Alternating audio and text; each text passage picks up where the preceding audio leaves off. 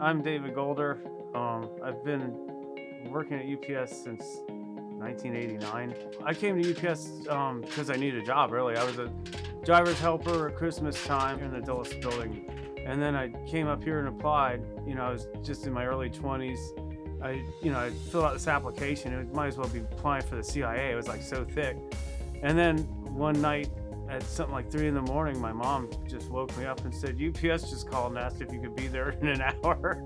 So I just drove up here and they had me loading trucks after that. I mean, the building was pretty new. I think it had just opened like 2 or 3 years before. I mean, it was really clean and all the trucks looked, they were brand new, just shiny and everything. And yeah, it was pretty nice. Because the job is just so labor intensive, it's forced me over the years to take care of myself. One of the things I noticed about a lot of UPS guys is all of them are like 10 years older than they look, because of all the exercise and stuff they get all the time. There's been a bunch of guys, they told me they're like in their 40s. I was like, oh, I thought you were like late 20s, early 30s, And it's just like, you just have to take care of yourself for this job. It just forces you to.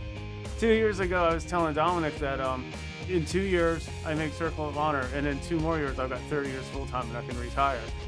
The methods when we started was don't back if you have to back first.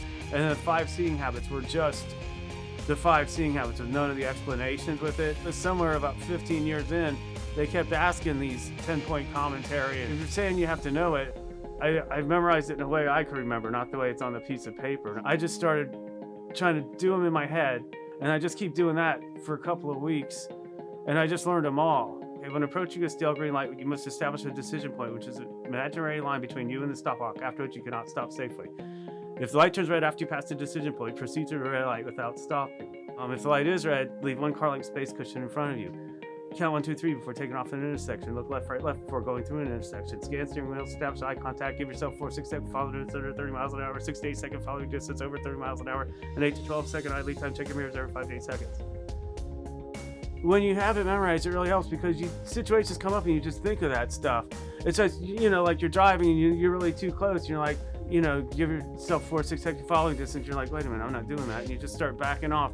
And I mean, that's a huge thing because you're not going to rear end anybody that way. You just start hearing this stuff in your head when you're doing something wrong. You're like, let me adjust that. And it makes a big difference because you're just driving so much safer and you don't even realize it, And then after a while, it's just a habit. You're just like, that's too close. You don't even think about that stuff anymore. You're so used to just not letting anything near you and slowing down and letting everybody else go because everybody's just playing with their phone. Some people are going 10 miles under the speed limit and other people are driving through it like they're in Italy. Yeah, if I had one thing to say, it'd be really memorize the methods. The lyrics to your favorite song. Just know them all. Be able to just rattle them off. Don't back first, straight back, driver's side back, avoid blind side back. The situations just keep coming up and it just pops in your head and you're like, oh, I shouldn't be doing that. I shouldn't be doing this. The other thing is don't get in a rush. Don't get ahead of yourself. The most important thing is to just safely drive the truck without hitting anything or getting hit. And, when you start stressing out about other things, your mind gets off of that and you get in a rush and you basically, you have to slow down. You have to just take driving for what it is and drive. And then after that, try to do your best with delivering the boxes.